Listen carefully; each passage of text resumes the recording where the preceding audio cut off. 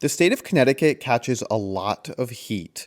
Complaints such as it's too expensive, it's too crowded in parts, or that we're somehow stuck between New York and Boston with what some feel is nothing to offer. And look, I'll be the first to admit, Connecticut isn't perfect. But after taking a step back and looking at the numbers, I started wondering, does Connecticut actually deserve all the hate? So let's start with healthcare. Connecticut ranks third in the nation for healthcare, second for healthcare access, and fourth for hospital safety. That's not a small thing. When something goes wrong, you're living in one of the best places in the country to be. So what about life expectancy? The average Connecticut resident lives to nearly 81 years old, which is nearly 6 years longer than the national average. Crime? Connecticut ranks as the third safest state in the country with one of the lowest violent crime rates in America.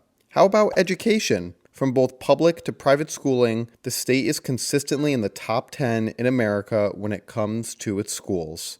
And per capita income, second highest in the entire United States.